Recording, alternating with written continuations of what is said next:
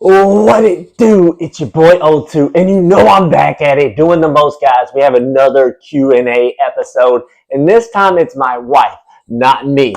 So we're gonna be asking 10 questions from my wife. She has no idea what I'm gonna ask her, guys. I'm so excited. Hey, if you're not subscribed to O2 Does the Most, like my shirt says, click on that subscribe button, man, for more future fun episodes. We're doing Fortnite, we're doing Split Fiction, and if you want to be a part of this Q&A, maybe you're a content creator, maybe you live locally in the Western Kentucky region or Tennessee region, be sure to reach out to me with your YouTube or my social medias in my YouTube bio. Let's talk, man. We can do it on Google Chat or whatever. But for sure, man, I believe that talking to each other and asking each other questions gives us a deeper understanding of who each other are, who we are as a person. We can learn about each other, learn our differences, where we agree on. Just to learn about people, man, is fun. So I hope you enjoyed this episode. We put a lot of work into it. Thank you, and please enjoy. All right, guys, for question number one, I want to know from my wife, what is your favorite movie out there? All right, so I guess I'm gonna have to say The Breakfast Club is probably my favorite movie. I'm a bit of an old soul. It's a movie that I enjoyed watching growing up, even though it came out before I was even born. I don't know. It's just a movie that I can watch on repeat. Yeah, so we'll go with The Breakfast Club. Okay, second question. If you could meet anyone from the past, meet anybody from the past, I mean anybody, go as far back as you want, who would you want to meet and why? All right, this is an interesting question. I can't really say that I have like a specific person that I'm like dead set on. This is who I want to go back and talk to. But if I'm being honest, ever since I was a little girl, I would love to go back to like the colonial times. So I can't say that I want to like meet a specific person, but I'm very interested in like enthralled with how the colonial people lived. I went on a couple of family vacations to Williamsburg, Virginia, and just getting a glimpse into their life, even though it wasn't like the actual people, but seeing the houses they lived in, the stores that they shopped in, where the governor lived in the governor's mansion, just that time period, I would want to interact with all of those types of people, if that makes sense. As some of you may not know on YouTube especially, but my wife is a fifth grade writing teacher. So I have a question for this kind of. I'm going to have to read a little bit of it because it was a longer question. But what attribute, skill, or quality do you possess that you wished all teachers had that they may not have? All right, this is another interesting question. I'm going to have to say, and for fellow teachers who are out there maybe watching this, you're going to understand this word. But honestly, it's with itness. You can't, it's not something you can really teach. It's something that has got to be like internal within a teacher. But it's where you can anticipate what's going to happen. You're like already 5 steps ahead of the kids, and they think that you're 2 steps behind them. It really kind of catches them off guard. I don't know. It's just the with itness of being a teacher and controlling those four walls within a classroom and that kind of thing. All right, for question number four, an obvious one. What is your biggest strength that you think you have? I honestly have a couple of different directions I could go here, but I'm probably going to say my independence. I don't really back down from challenges or things like that, no matter how hard life gets. So I'm going to go with independence. Okay, following that question, guys. Strength. What is your biggest weakness now? Well, honestly, this kind of goes hand in hand with the independence. I'm not exactly good at asking for help, and I can overextend myself very easily. So make sure you're taking care of yourself, people. Take care of yourself. All right, for question number six, guys, I'm gonna ask something off the cuff.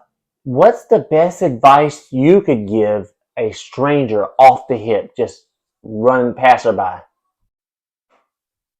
All right, if I am just giving advice to anyone out there, like it doesn't have to necessarily be a stranger or a friend or whatever, it's definitely going to be to find your people and to love them with all you got, but to let them love you too.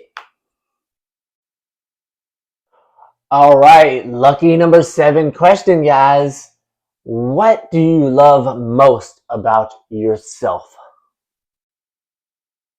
All right. I guess what I love most about myself is just how much I love people. Doesn't matter their walk of life. It doesn't matter where they've been. Just I love people.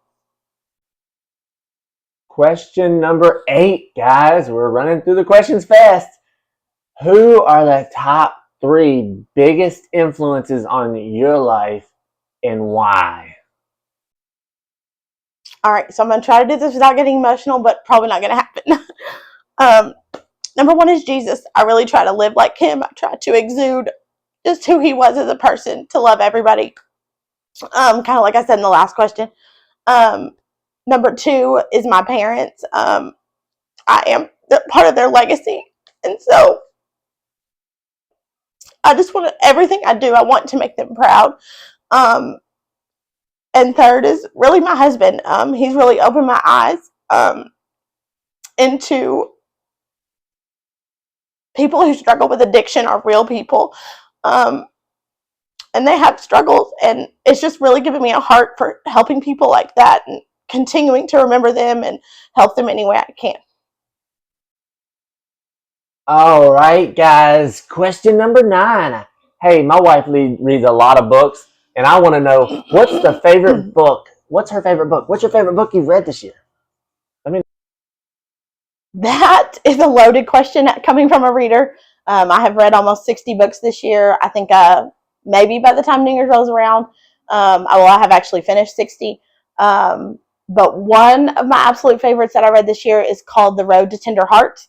And it's just about a family who is against all odds, and they kind of make their own family, and they're on a road trip, and it's just a lot of self-healing.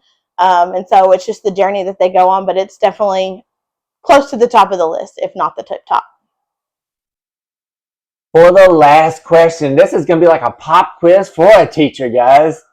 Pop quiz. But, hey, what is the funniest thing or event that has occurred in the past that just pops in your mind immediately? All right, I got to go with something that's happened real recently, as in Christmas Eve. We were able to spend it with Quentin's parents and sister down on the family land, the Walker homestead, as we're going to call it. We were just playing a game, and anytime that I'm around my father-in-law, Obi, anytime that he haws, I can't help but he haw as well. And we were playing a game, and he got tickled before he even read the card, and it just led into a really good time of family laughter. And so that was the first thing that popped into my mind. All right, guys, that was this Q&A, our second Q&A, guys. So we're wanting to do more. We're going to have more people sitting in the chair.